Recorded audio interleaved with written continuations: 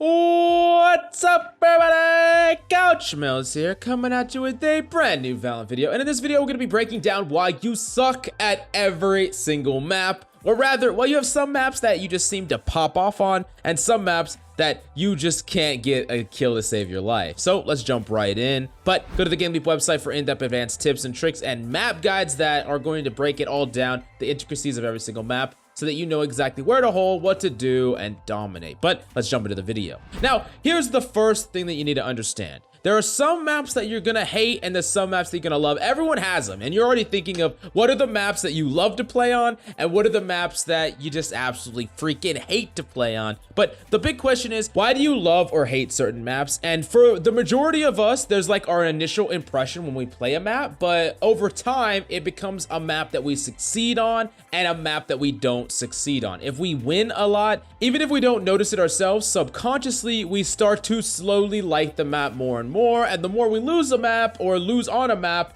the more we learn to hate it. Now, how can you actually just perform better on some maps and do really terrible on others? Well, first off, some maps are gonna favor different sort of play styles. You need to ask yourself, how does your playstyle line up versus an enemy's playstyle on any given map type? Let me give you a perfect example. There are some maps where they're very long range, right? Maps like Breeze, potentially Icebox, depending on where you play, and maps like Ascent. And depending on if you like to take long range duels, you like to challenge long range angles, you might be able to get additional value on these maps that you wouldn't normally be able to do. Maybe you're someone that likes to play off your utility a lot more and you're just not able to incorporate that as much on a map that is very wide open, a map like Breeze, for instance, where the side of utility that you play off of on the map Split, you're not able to do so to the same extent on the map Breeze. And this can really kind of apply to a lot of different situations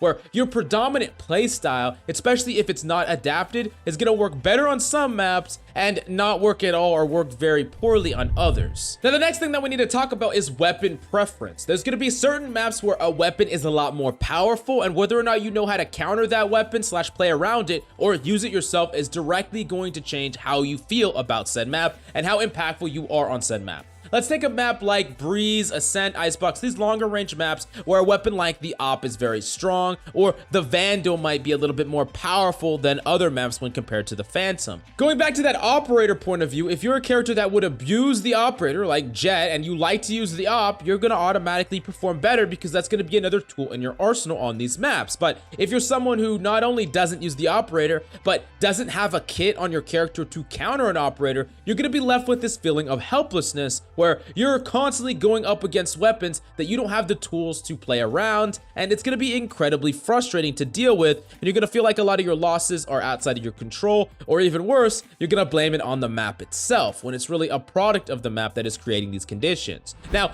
let's talk about maps like Haven or Split, where close range guns are definitely going to get a lot more value. Enemies have to route through a lot of close range angles, they have to take tight cubbies, there's a lot of places that they have to route to, like Garage or A Short, where weapons like the Stinger, shotguns, and a lot of different varieties of weapons are going to be able to get a lot more value. And if that's something that you prefer to use or have put extra time into using, you're going to actually feel a lot more comfortable on maps like these. Also, going back to the playstyle point of view, these maps are going to enable you to lurk a lot easier because the distance between default for a defender and the attacker's area is a lot closer. So you could really wrap much quicker. You can outtime enemies and make these really aggressive plays where on a map like Breeze, for example, it's just such a far distance that trying to flank around or wrap around is just going to take absolutely forever, and you typically cut back through your spawn side. Now, let's talk about the agent picks, because I think this is one that is really underrated, but it's really important to understand. There are some maps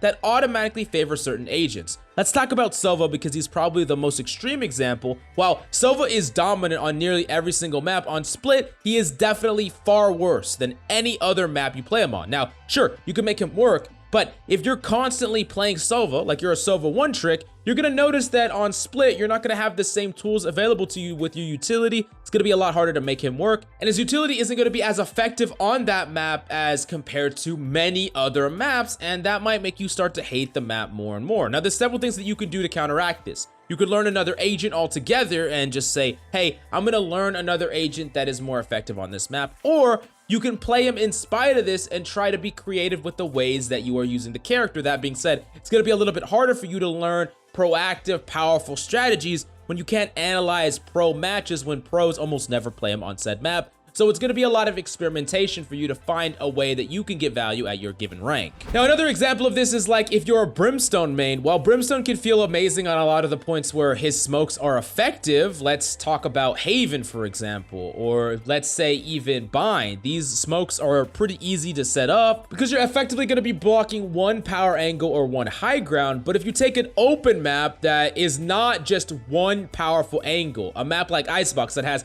an entire ring of the high ground, when you're talking about the freaking A side defense, or even on the B side, it is extremely wide all the way from Snowman, all the way from top of plant boxes. I mean, there's a lot of different angles that enemies can come from, and it's very difficult for you to smoke off exactly what you need to. So a character like Viper makes a lot more sense on maps like these. So you could automatically start to hate these maps more because your character is less effective at doing what they need to do on said map. And this could mean that you're setting yourself up for failure by playing Brimstone on this map, or you need to adapt your playstyle to make him work regardless and understand his specific weaknesses on said map that you need to adopt your play around. Now, here's ultimately why there are some maps that you prefer and then you go on to prefer these more and more. And this is a common thing that happens with a lot of different players, and it's doubling down on things you're good at, or you're doubling down on strong maps. A perfect example of this is learning lineups on maps that you already like. Like you're a Sova main or a Viper main and you're like, hey, I love Bind. I'm gonna watch a video all about Bind lineups. It's like you already like the map, you already have a higher than average win percentage on that map, and you're gonna go even further to learn even more, which is not a terrible thing. It's just oftentimes you're doubling down on the maps you're strong in, and then you will dodge maps that you hate. You'll either dodge them in comp, or you'll even dodge them in unrated, not gonna watch any video about the map that you absolutely hate. And here's the thing, you need to understand that playing maps that you dislike and that you have a low win rate on is a good thing, because that's the only way to become better at these maps. Here's ultimately the reality of the situation. Map picks are not coming around anytime soon. Map bans are not coming around anytime soon. They're not going anywhere. These maps are here to stay, and you need to learn how to play on every single one of them, or else you're gonna have a situation where you have a decent win rate on like Breeze, on Icebox, on Ascent, but then you have an absolute trash win rate on Bind, on Split, and then no matter what you do, you can't climb because your win rates are basically balancing each other out, and it's really holding you back. Now, the last thing that you need to understand is that you could be playing a map fundamentally wrong, and there's many ways to figure out what that is and how you're playing it wrong. You're either using utility incorrectly or unoptimally, you're not holding in the common position that your character would likely hold in, and this could really mean that you're setting yourself up for failure when trying to play a map, and then you learn to hate it because you can't feel like you have impact even though you're just playing the map wrong from the get-go. And there's multiple ways to deal with this. The first way, you could watch pros, and I highly suggest you watch pro matches, especially if you're playing a character that is played at the pro level. You can watch how they hold, what they do, and it can give you a better idea of what you should be doing in every single round and how you should be playing. Another thing you could do is watch high-level streamers, which I would highly suggest. But last but certainly not least, you could go to the GameLeap website down below to see in-depth map VOD reviews where you can see step-by-step the decision-making and the places being held by a variety of different agents. So definitely go check that out down below. But thank you so much for coming by. I really hope you enjoyed the video. I love your faces, and I'll see you next time.